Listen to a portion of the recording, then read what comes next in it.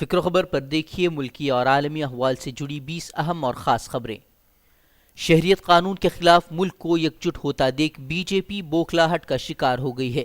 کبھی B J P leader اس کا الزام اپوزیشن پر لگاتے ہیں تو کبھی پی ایف آئی جیسی تنظیموں پر پابندیاں عائد کرنے کا مطالبہ کر دیتے ہیں۔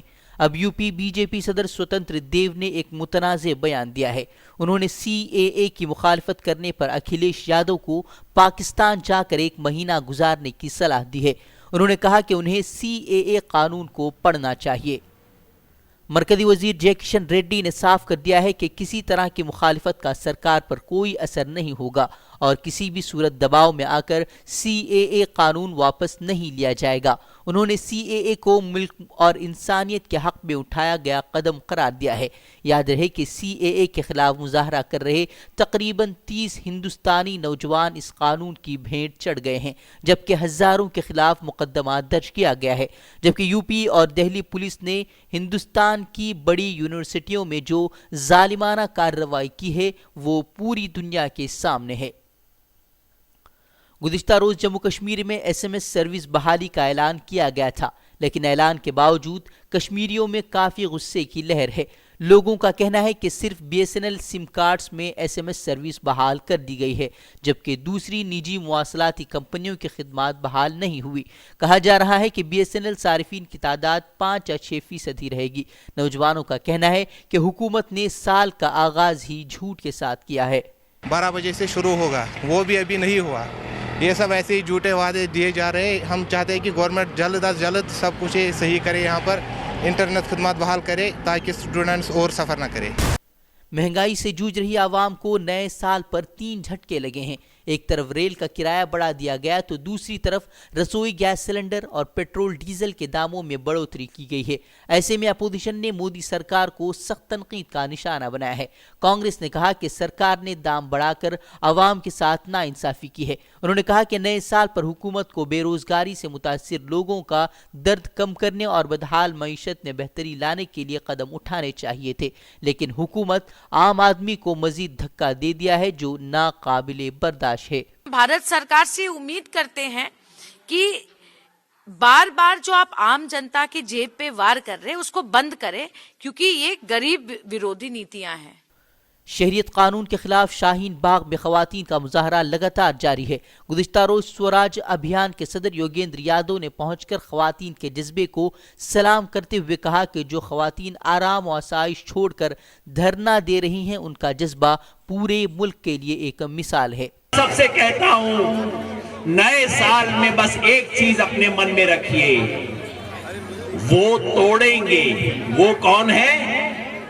جو بڑی بڑی کرسیوں پہ بیٹھے، وہ توڑیں گے، ہم جوڑیں گے۔ اس دیش کو توڑنے کی کوشش کر رہے ہیں وہ لوگ، اور اس دیش کو ہم ان کے بھروسے نہیں چھوڑ سکتے جو بڑی کرسیوں پہ بیٹھ گئے ہیں۔ ہمارا دیش ہے، ہمیں اس میں جینا ہے۔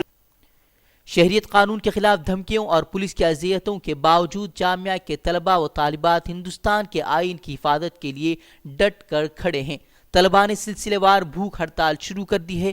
طلباء کا کہنا ہے کہ وہ اس وقت تک بھوک ہڑتال جاری رکھیں گے جب تک حکومت قانون واپس نہیں لے لیتی۔ انہوں نے حکومت سے مظاہرے کے دوران ہوئی اموات کی غیر جانبدارانہ جانچ کا بھی مطالبہ کیا ہے۔ مرکزی وزیر گری راج سنگھ نے ایک اور متنازع بیان دیا ہے۔ انہوں نے کہا کہ ودیش میں پڑھنے والے ہندو بچوں کو سنسکار نہیں دیے جا رہے، اس لیے وہ گائے کا گوشت کھا رہے ہیں۔ انہوں نے کہا کہ بچے اسکولوں میں پڑھ کر کلکٹر بن جاتے ہیں لیکن سنسکار نہیں سیکھتے، اس لیے اسکولوں میں گیتا کا پاٹھ شروع کرنے کی بھی انہوں نے مانگ کی ہے۔ ودیش میں ہمارے بیٹے آئی آئی ٹی کر کے جاتا ہے تو 10 میں سے ادھکتر بچے گو مانس بھکشن کر لیتے ہیں، کیونکہ میں نے سنسکار نہیں دیا، میں نے سنسکرتی نہیں دی کہ اسکولوں میں بھی اب ایک اشلوک گیتا کا پاٹھ ہو۔ ہزاروں کروڑ روپے کا قرض لے کر فرار بھگوڑے وجے مالیا کو زبردست جھٹکا لگا ہے، جب منی لانڈرنگ معاملے میں خصوصی عدالت نے ایس بی آئی قیادت والے گروپ کو مالیا کی ضبط کی گئی جائیدادوں کو نیلام کرنے کی اجازت دی ہے، جبکہ جائیداد بیچنے کے فیصلے پر 18 جنوری تک روک لگا دی گئی ہے۔ اب مرکزی سرکار نے دہلی میں پرتشدد مظاہروں کے لیے عام آدمی پارٹی اور کانگریس کو ذمہ دار ٹھہرایا ہے۔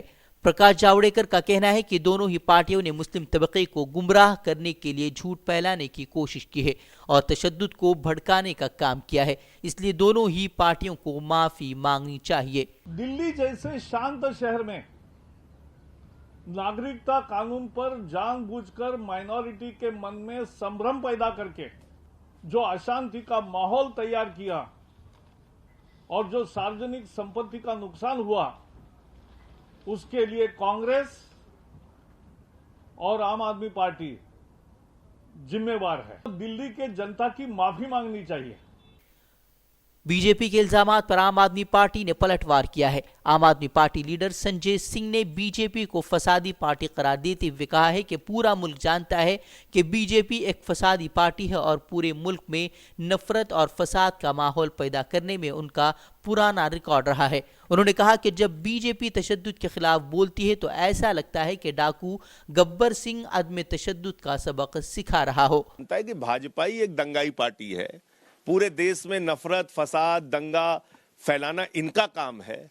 नरेंद्र मोदी जी की रैली में जो लोग आ रहे हैं वो एक समुदाय विशेष के खिलाफ किस भाषा में नारा लगाते हैं वो मैं बोल भी नहीं सकता। तो भाजपाई जब हिंसा के खिलाफ बोलते हैं तो लगता है कि डाकू गब्बर सिंह अहिंसा पे उपदेश दे रहा है। मरकजी हुकूमत ने चंद्रयान 3 प्रोजेक्ट को मंजूरी दे दी है। उसका ऐलान इसरो के सरबराह ने किया है। उनका कहना है कि खलाई बंदरगाह के लिए अराजी के हुसूल का काम भी शुरू हो गया है। उन्होंने कहा कि चंद्रयान 3 के लिए तैयारियां भी जोरों पर है। यौम जमहूरिया की तकरीब में मगरबी बंगाल की झांकी को मरकजी वजारत दिफा ने मंजूरी देने से इनकार कर दिया है। ख्याल रहे कि हालिया दिनों में ममता सरकार और मोदी सरकार CAA कानून को लेकर आमने सामने हैं और ममता बनर्जी इस कानून के खिलाफ सबसे ज्यादा एहतजाज मुनज़्ज़म करवा रही हैं। राजस्थान के कोटा में नवजायदा बच्चों की अमवात का सिलसिला जारी है। पिछले एक माह में 100 नवजायदा बच्चों की मौत हो चुकी है, जिसके बाद कोटा का सबसे बड़ा सरकारी अस्पताल सवालों के घेरे में है। पिछले 48 घंटों में मजीद 9 बच्चों की मौत हुई है। अब इस मामले को लेकर अपोजिशन ने गहलोत सरकार पर हमला तेज कर दिया है। बीजेपी वफ्द ने अस्पताल का दौरा कर तशवीश का इजहार किया तो वहीं मायावती ने प्रियंका गांधी पर हमला बोलते हुए कहा कि यूपी में प्रियंका गांधी ने मुजाहरे में मरने वालों से मुलाकात की लेकिन अस्पताल जाकर उनका हाल दरियाफ्त नहीं किया। आज वज़ीर-ए-आज़म मोदी 2 रोज़ा कर्नाटका दौरे पर होंगे। वज़ीर-ए-आज़म मोदी टुमकुरू के सिद्धगंगा मठ का दौरा करेंगे और साथ ही कई सारे अहम प्रोग्राम में शिरकत करेंगे। वहीं आज वज़ीर-ए-आज़म मोदी किसान सम्मान निधि की 3री किस्त भी जारी करेंगे। शाम के शहर इदलिब में असद इत्तेहादी बमबारी से इदलिब के आम शहरियों का जीना दोबर हो गया है। शाम की इत्तेहादी अफवाज ने एक स्कूल पर रॉकेट हमला कर दिया, जिसके नतीजे में 4 बच्चों समेत 8 अफराद जाँ बहक हो गए हैं, जबकि मुतादिद अफराद जख्मी हैं। इत्तेहादी फौज के मुताबिक जंगजुओं के ठिकानों पर हमले के दौरान स्कूल भी उसकी जद में आ गया था। ख्याल रहे कि इदलिब में जारी खूनी झड़पों के बाइस 3 लाख से जायद अफराद इदलिब से हिजरत कर चुके हैं, जबकि सैकड़ों अफराद हलाक और जख्मी हैं। चैनल से जुड़े रहने के लिए हमारे चैनल फ़िक्र खबर TV को सब्सक्राइब करें। वीडियो पसंद आए तो लाइक करें और अपने दोस्तों को शेयर करें।